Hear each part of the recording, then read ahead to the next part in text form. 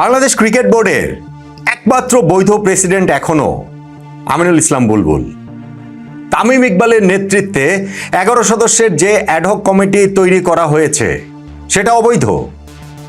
বাংলাদেশের ক্রীড়া প্রতিমন্ত্রী আমিনুল হকের উদ্যোগে যে তদন্ত কমিটি তৈরি করা হয়েছিল, যাদের রিপোর্টের ভিত্তিতে এই ক্রিকেট বোর্ড ভেঙে দেওয়া হয়েছে, সেই তদন্ত কমিটিটাও অবৈধ।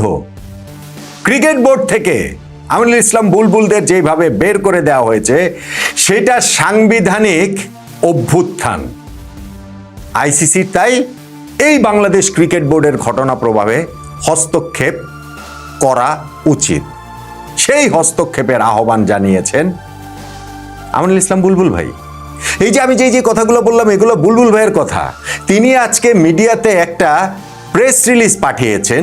মিডিয়াতে পাঠিয়েছেন বলতে জনে জনে পাঠিয়েছেন, তার তো আবার ব্লক লিস্টে অনেকে রয়েছে, আমিও ব্লক লিস্টে রয়েছে, ফলে আমার কাছ পর্যন্ত আসেনি, কিন্তু মিডিয়ার অনেকের কাছে তো পাঠিয়েছেন। নানান দিক থেকে এগুলো চলেই আসে। সেইখানটাতে সাদা কাগজে সই করা কোনো বিসিবির প্যাড ট্যাড নাই। ওইখানটাতে তিনি একটা দীর্ঘ স্টেটমেন্ট দিয়েছেন, যেই স্টেটমেন্টের মধ্যে এই কথাগুলো লিখেছেন। বুলবুল ভাই, দুর্দান্ত, দারুণ শট, চালিয়ে যান, আমি আপনার সঙ্গে আছি। কেননা আপনার বেইজ্জতি হওয়ার এখনো বাকি আছে। বাংলাদেশ ক্রিকেট বোর্ড প্রেসিডেন্টের পদ থেকে আপনার বেইজ্জতিতে বিদায় হবে, এই প্রেডিকশন তো আমি অনেক আগেই করেছি, অনেকবারই করেছি। এই যে 2 দিন আগে আপনি বললেন যে বিসিবির একটা চেয়ার আঁকড়ে ধরে আপনি বসে থাকবেন, থাকতে তো পারলেন না।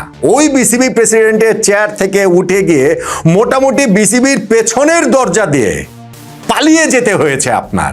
কিন্তু সেইটাও যথেষ্ট বেইজ্জতি হয়েছে বলে আপনার নিজের কাছেই বোধহয় মনে হয়নি। যেই কারণে এইরকম একটা প্রেস রিলিজ আপনি পাঠাতে পারেন, এবং সেইখানটাতে আমার মনে হয় যেই ইঙ্গিত আপনি দিয়েছেন, যাদের কথায় আপনি নাচছেন, শেষ পর্যন্ত গিয়ে এই বিসিবি প্রেসিডেন্টের পদটা কি আপনি পুনরুদ্ধার করতে পারবেন? আমি তো অনেক কিছু নিয়ে প্রেডিকশন করি, এই ক্রিকেট বোর্ড নিয়েও প্রেডিকশন করেছিলাম, এটা নিয়েও আমার একটা প্রেডিকশন আছে। দেখেন আমার সেই প্রেডিকশন মিলে যায় কিনা। আমিনুল ইসলাম বুলবুল ভাইরা যে ক্রিকেট বোর্ড নির্বাচন করেছিলেন, তৎকালীন সরকারের ক্রীড়া মন্ত্রণালয়ের উপদেষ্টা আসিফ মাহমুদ সজীব ভুঁইয়ার ছত্রছায়ায় সেই নির্বাচনটা ছিল ভীষণ রকমের প্রশ্নবিদ্ধ, এবং সেই প্রশ্নবিদ্ধ নির্বাচনে তারা টিকে যেতে পারতেন কেবলমাত্র যদি 12ই ফেব্রুয়ারি এই বছর যেই জাতীয় সংসদ নির্বাচন হয়েছে বাংলাদেশে, সেইখানটাতে তাদের পছন্দের দল রাষ্ট্র ক্ষমতায় আসতো। যখন সেটা হয়নি, তখন বিসিবির ওই নির্বাচনটাকে ঘিরে এই ক্রিকেট বোর্ড যে টিকতে পারবে না, তা তো আমি বলেছিলামই, আমি অনেকবার বলেছি। আমি এটাও বলেছি যে এই ক্রিকেট বোর্ড 4 মাস মাত্র গিয়েছে, 4 বছরের মধ্যে আর 4 মাস টিকবে না। 2 মাসের মধ্যে ক্রিকেট বোর্ড ভেঙে দেওয়া হয়েছে। এবং সেই যে তদন্ত কমিটি তৈরি করে দিয়েছিলেন ক্রীড়া প্রতিমন্ত্রী আমিনুল হক, সেই তদন্ত কমিটির যে রিপোর্ট, তার ভিত্তিতেই তো এটা ভেঙে দেওয়া হলো। এখন বুলবুল ভাই আইসিসির দ্বারস্থ হচ্ছেন। আইসিসিতে তিনি বহু বছর চাকরি করেছেন, আইসিসি এসে তাকে আবার বিসিবি প্রেসিডেন্টের চেয়ারটাতে বসিয়ে দিবে, এরকম একটা প্রত্যাশার জায়গা তার রয়েছে। আমারও প্রত্যাশা বুলবুল ভাই লড়াইটা করুন, বুলবুল ভাই নিজেকে নিরপরাধ প্রমাণ করুন। যেই প্রেস রিলিজটা তিনি দিয়েছেন, সেই প্রেস রিলিজের 3 জায়গায় অন্তত পক্ষে তিনি নিজেকে এখনো বিসিবি প্রেসিডেন্ট হিসেবে দাবি করেছেন। আমি আপনাদেরকে পড়ে শোনাই ওই জায়গাটা, না হলে এটা আসলে খুব ক্লিয়ারলি বোঝা যাবে না। যেমন ধরেন তিনি ওইখানটাতে শুরুতে বলছেন statement from Aminul Islam Bulbul, president of the Bangladesh cricket board. শুরুতেই তিনি বলছেন যে বাংলাদেশ ক্রিকেট বোর্ডের প্রেসিডেন্ট আমিনুল ইসলাম বুলবুলের এটা হচ্ছে গিয়ে একটা স্টেটমেন্ট, এবং সেইখানটাতে তো রয়েছে, আপনি দেখেন একদম শেষে গিয়ে আবার তিনি বলেছেন একটি দীর্ঘ স্টেটমেন্ট, সেখানটাতে শেষে বলছেন Aminul Islam Bulbul remains the only legitimate president of the BCB until the high court rules otherwise. High court যদি অন্য কোনো রুল না দেয়, তার আগ পর্যন্ত তিনি এখনো বাংলাদেশ ক্রিকেট বোর্ডের বৈধ প্রেসিডেন্ট হিসেবে নিজেকে দাবি করেছেন। সেইখানটাতে তিনি সাইন করেছেন, এবং সাইনের নিচে আমিনুল ইসলাম বুলবুল প্রেসিডেন্ট বাংলাদেশ ক্রিকেট বোর্ড, সেইটাও আসলে লেখা রয়েছে। 3 জায়গায় তিনি বাংলাদেশের ক্রিকেট বোর্ডের বৈধ প্রেসিডেন্ট হিসেবে নিজেকে দাবি করেছেন। বাংলাদেশের সবকিছুকেই তো তিনি চ্যালেঞ্জ জানিয়ে দিচ্ছেন। বাংলাদেশের সরকার, বাংলাদেশের আইন, বাংলাদেশের সকল কিছুকে এই বুলবুল ভাই চ্যালেঞ্জ করছেন, করেন, আমার কাছে মনে হয় এটা ভালো। বললাম না, বেইজ্জতির আরো বাকি রয়েছে। বুলবুল ভাই, আপনি তো বাংলাদেশ ক্রিকেট বোর্ডের বৈধ প্রেসিডেন্ট, তাহলে কালকে বাংলাদেশ ক্রিকেট বোর্ডে আপনি যান। আপনার যে ওই যে চেয়ারের এত খায়েশ, যেই চেয়ার ছেড়ে আপনি উঠবেনই না, সেই চেয়ারটাই গিয়ে আপনি আবার বসুন। কালকে আপনি বসুন, আমরা ক্রিকেট বোর্ডে কালকে থাকবো, আমরা দেখবো। মানে আমরা তো গণমাধ্যম কর্মী হিসেবে আজকেও ছিলাম, গতকালকেও ছিলাম, আগামীকালও থাকবো। আমরা দেখতে চাই যে আপনি আবার ক্রিকেট বোর্ডে, যেহেতু আপনি বৈধ প্রেসিডেন্ট বিসিবির, তাহলে ক্রিকেট বোর্ডে যান, গিয়ে ওই চেয়ারটাতে বসেন, বসে তাহলে আমরা দেখি যে বৈধ প্রেসিডেন্ট হলে ওই দাবির জায়গাটা তো আপনার অবশ্যই অবশ্যই রয়েছে। বেইজ্জতির অনেক কিছু বললো এখনো বাকি রয়েছে।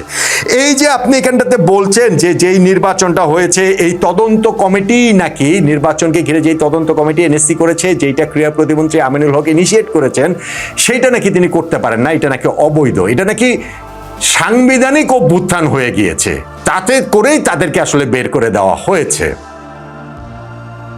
বাংলাদেশ সরকারের ঊর্ধ্বে নাকি এই বাংলাদেশ ক্রিকেট বোর্ড? এনএসসি, আমাদের যে জাতীয় ক্রীড়া পরিষদ, তারই তো একটা স্পোর্টস ফেডারেশন এই বিসিবি, নাকি তারাই সবকিছুর ঊর্ধ্বে? তারা এনএসসির অধীনে কোনো কিছু না। ফলে এনএসসি যদি এইখানটাতে একটা তদন্ত কমিটি করে, সেইটা আসলে অবৈধটা হয় কিভাবে? আমার সাধারণ বোধে সেইটা আসে না। বুলবুল ভাইয়ের অসাধারণ বোধ সেটাতে তাদের আসতে পারে, তার আসতে পারে। আমি জানি না আজকে আমি যখন এই ভিডিওটা করছি এই মাঝরাতে দাঁড়িয়ে, সেই সময়টাতে বুলবুল ভাই কোথায় রয়েছেন? বুলবুল ভাই কি তার ওই 12,500 টাকার ভাড়ার বাসাটাতে আছেন? যেই 12,500 টাকার ভাড়া বাসাতে বুলবুল ভাই আছেন, এইটা নিয়ে তিনি যে তার সততার গল্প তিনি সেল করেছেন, এই যে তিনি তার কোট আনকোট দারিদ্রের গল্প তিনি সেল করেছেন, যে কতটা সৎ তিনি, সেইটা যে তিনি করেছেন, আজকে তিনি কোথায় আছেন? সেই 12,500 টাকার বাসাটাতে। আমি তো সেই বাসার অস্তিত্ব কোথাও টের পাই নাই, কোনো সময় দেখি নাই। এবং ওইখানটাতে অনেক মিডিয়া তখন এইটাকে বুলবুল ভাইকে হচ্ছে গিয়ে আকাশে তুলে দিয়েছে যে এইরকম মহান একজন লোক, বাংলাদেশ ক্রিকেটের ভালোর জন্য তিনি সকল কিছু ত্যাগ করে চলে এসেছেন, 12,500 টাকার বাসায় থাকছেন। আজকে রাতে কি বুলবুল ভাই সেই 12,500 টাকার বাসায় রয়েছেন? কোথায় তিনি আছেন? কাদের ছত্রছায়া থেকে তিনি এরকম প্রেস রিলিজটা দিয়ে বেড়াচ্ছেন? আমার আসলে জানতে সেটা খুব ইচ্ছা করে। বুলবুল ভাই, আপনি তো জমি বিক্রি করার জন্য মেলবোর্ন থেকে ঢাকায় এসেছিলেন, এসে যে আপনি বিসিবির চেয়ারটাতে বসে পড়লেন, সেটা সরকারি হস্তক্ষেপ হয় নাই? আসিফ মাহমুদ সজীব ভুঁইয়া যে আপনাকে ওই অন্তর্বর্তীকালীন বিসিবি প্রেসিডেন্ট থেকে স্থায়ী বিসিবি প্রেসিডেন্ট করে দিলেন ওই প্রশ্নবিদ্ধ নির্বাচনের মাধ্যমে, সেটা সরকারি হস্তক্ষেপ হয় নাই?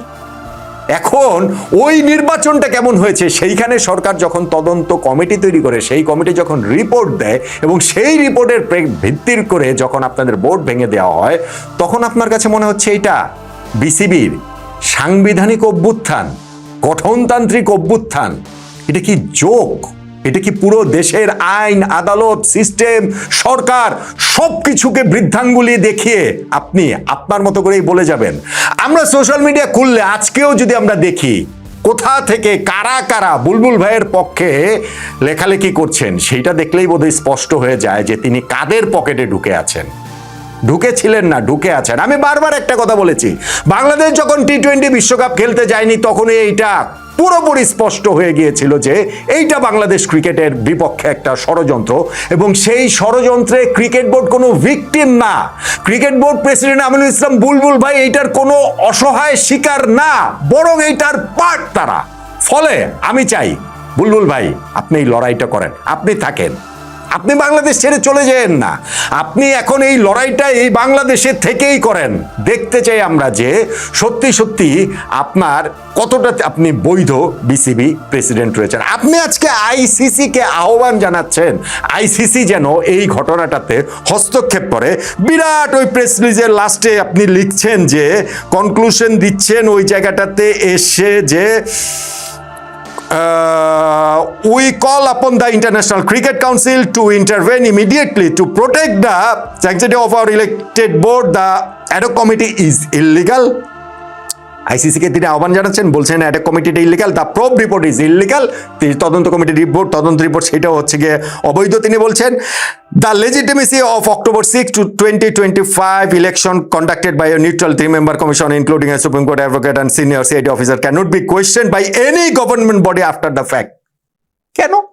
গভর্নমেন্টকে আপনারা ওই একটা নির্বাচন করেছেন, সেই নির্বাচনকে কোনোভাবেই সেটা প্রশ্নবিদ্ধ করতে পারবে না, সেই জিনিসটা তারা এটা বলছেন। এইটা কিভাবে তারা বলেন? Aminul Islam Bulbul remains the only legitimate president of the BCB until the high court rules otherwise. তো ঠিক আছে, আপনি যদি ওই বৈধ প্রেসিডেন্টই হন, আপনার যদি এতই যদি মনে হয় যে না ঠিক আছে আমার বিপক্ষে সবাই মিলে ষড়যন্ত্র করেছে, এই বোর্ডের বিপক্ষে সবাই মিলে ষড়যন্ত্র করেছে, তাহলে লড়াই করেন, আপনি আইনত লড়াই করেন, আপনি আইসিসির কাছে যান। আইসিসির কাছে যে মিথ্যাবাদী হিসাবে আপনার যে পরিচয় স্পষ্টভাবে প্রকাশিত হয়েছে, আইসিসির সঙ্গে আপনি যেই খেলাটা খেলেছেন, যেই নোংরা খেলাটা আপনি খেলেছেন বাংলাদেশে টি-20 বিশ্বকাপ খেলা না খেলার ওই সময়টাতে, আইসিসির সঙ্গে মিটিংয়ে গিয়ে মোটামুটি তাদের হর্তাকর্তাদের, আমার বলতে বাধো বাধো লাগছে, তারপরেও এখন তো সত্যের খাতিরে বলতে হবে, মোটামুটি ওই আইসিসির হর্তাকর্তাদের পায়ে ধরে আপনি বসেছিলেন এবং বেরিয়ে এসে আপনি পাকিস্তান ক্রিকেট বোর্ডের সঙ্গে যখন আবার মিটিং করেন তখন তাদেরকে আবার ভিন্ন কথা বলেন, আবার যখন আপনি বাংলাদেশে মানে অন্যান্য মিডিয়ার সামনে কথা বলেন তখন আপনি অন্য কথা বলেন। আইসিসি হতভম্ব, একটা লোক এই লেভেলের মিথ্যুক কিভাবে হয়? আমিনুল ইসলাম বুলবুল ভাই, আপনি প্যাথোলজিক্যাল লায়ার, এইটা আইসিসির কাছে স্পষ্ট। আমি বলেছিলাম আমি অনেকগুলো প্রেডিকশন অনেক ক্ষেত্রে করি, প্রেডিকশন খেলাটা আমার ভালো লাগে, সেটা মাঠের যেমন মাঠের বাইরেও তেমন।